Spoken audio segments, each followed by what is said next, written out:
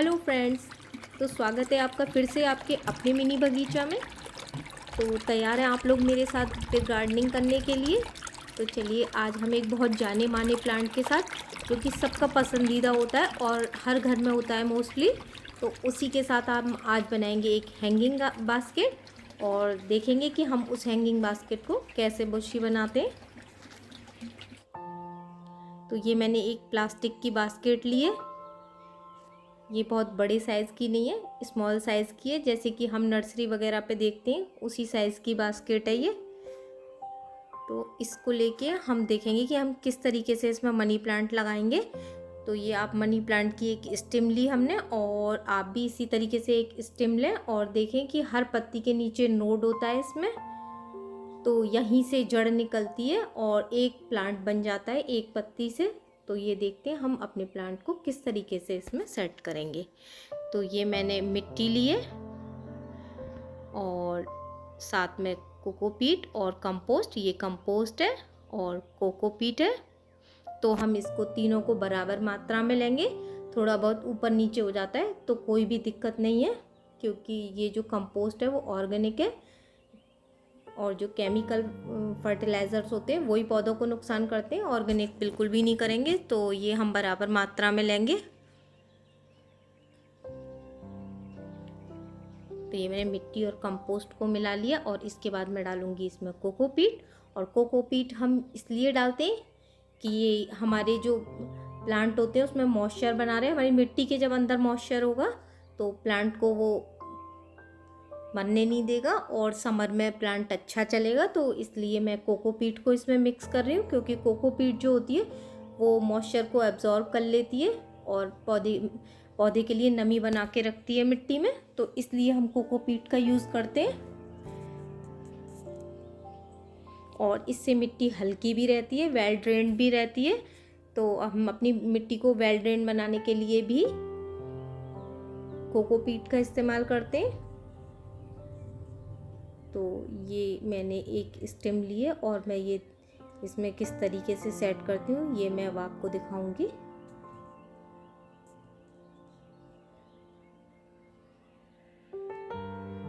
ये आसानी से मिल जाती है और बहुत ही कॉमन प्लांट है।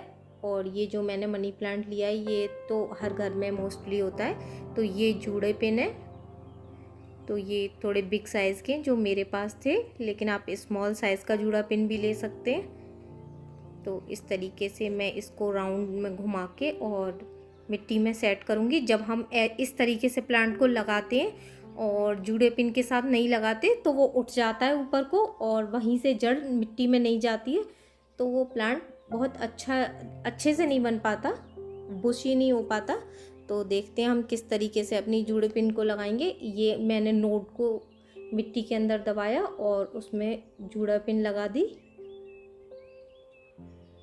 तो इस तरीके से वो मिट्टी में दबा रहेगा, निकलेगा नहीं। और वहाँ मैं थोड़ी सी मिट्टी लगा के उसको ढक दूँगी, तो जो जड़ है वो आसानी से मिट्टी को पकड़ लेगी। और इस तरीके से मैं इसको राउंड घुमाती जाऊँगी और एक एक जूड़ा पिन लगाती जाऊँगी इसमें। तो ये जितने लीव्स हैं उतने ही प्लांट बनेंगे। तो डेफिनेटली आपका जो ये प्लांटर है, हैंगिंग प्लांटर, ये बहुत बुशी बनेगा, क्योंकि हर नोड में से एक प्लांट निकलेगा।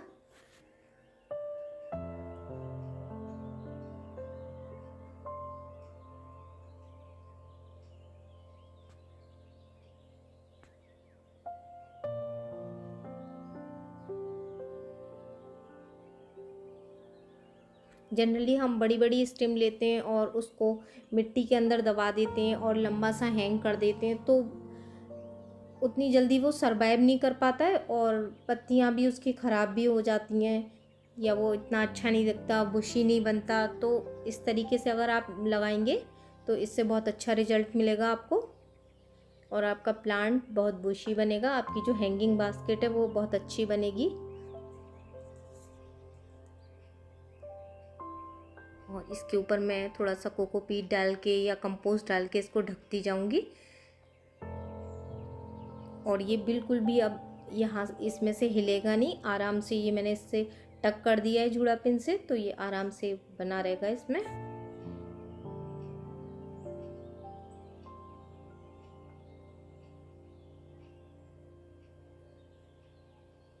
तो ये मैं थोड़ा थोड़ा कंपोस्ट डाल के और अच्छे से इसको दबा देती हूँ।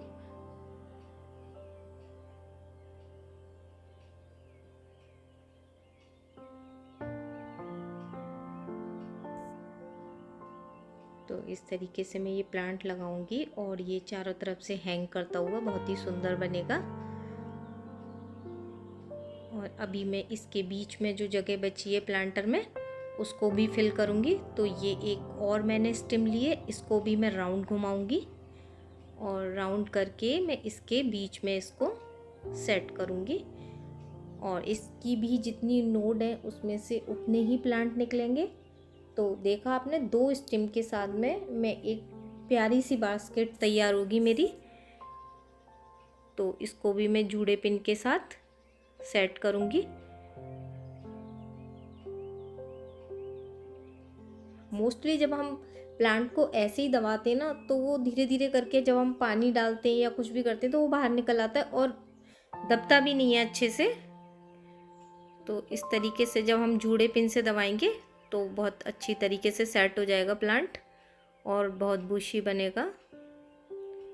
तो देख सकते हैं आप, ये मैंने कटिंग से ही बनाया था। ये मार्बल पोथोस है और ये मैंने कटिंग से बनाया था। तो ये कितना बुशी हो रहा है। और जबकि विंटर थे, विंटर में काफ़ी अच्छे नहीं होते हैं जो मनी प्लांट होते हैं। तो ये भी मैंने कटिंग से ग्रो किया है और ये एक नई वैरायटी थी जो कि मैं इसकी एक बास्केट लाई थी और उससे मैंने कई सारे, एक मैंने बड़े गमले में भी लगाया है और एक मैंने मॉस स्टिक पे, और ये मेरी हैंगिंग बास्केट। तो ये जो मैं नई बास्केट लेके आई थी ये मैं पूरा इसमें डालूँगी, क्योंकि मुझे बिल्कुल तैयार बास्केट चाहिए हैंग करने के लिए। तो ये वाला मैं इसमें ट्रांसफ़र करूँगी। और ये भी मैंने कटिंग से बनाया था और ये भी पोथोस देखिए आप, बिल्कुल न्यू वैरायटी है।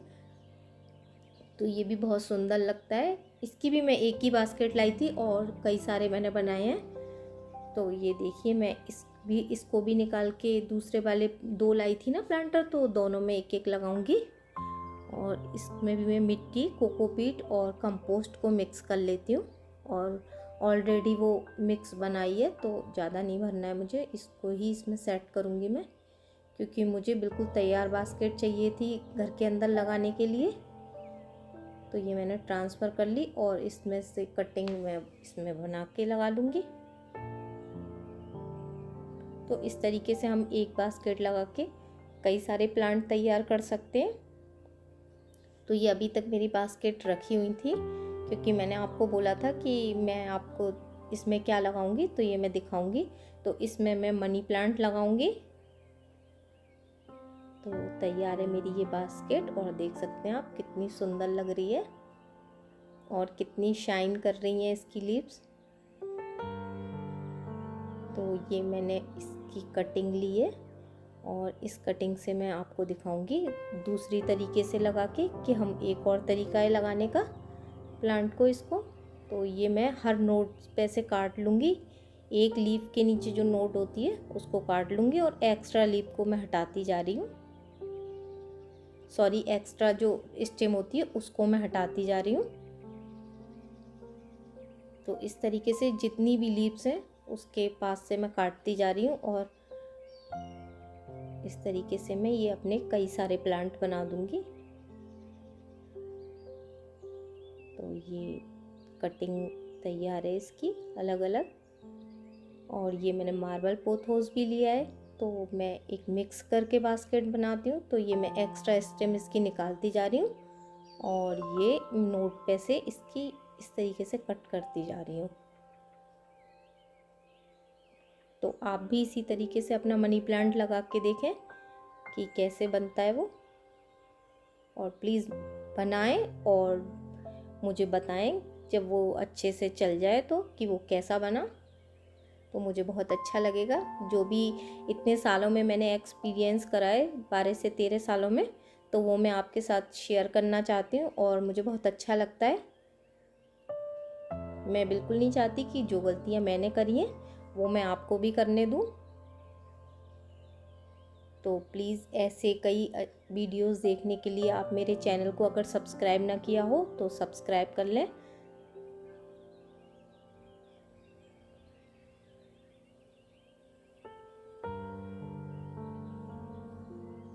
और इस तरीके से मैं इसको पूरी बास्केट को भर दूंगी। ये नोड को मैं सिर्फ नोड को मिट्टी के अंदर दबा रही हूँ और लीफ को हम ऊपर रखेंगे, जिससे ये प्लांट के लिए खाना बनाएगी और प्लांट ग्रो करेगा।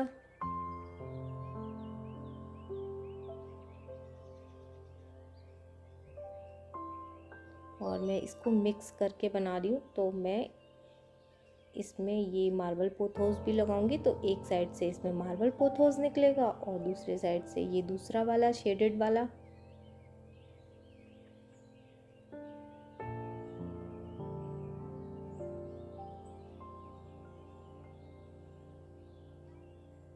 तो ये इस तरीके से मैं इसमें मिट्टी के अंदर नोट को दबाती जाऊंगी और बहुत आसानी के साथ ये लग जा रहे हैं।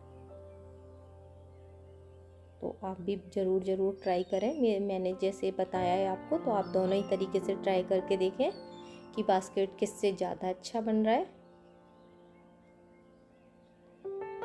तो ये अभी थोड़ा सा स्पेस इसमें है, तो ये मैं और कटिंग करूँगी और इसको पूरा फिल कर दूँगी, जिससे कि मेरी बास्केट जितने मैं लीव्स लगा रही हूँ उतने ही प्लांट इसमें से निकलेंगे।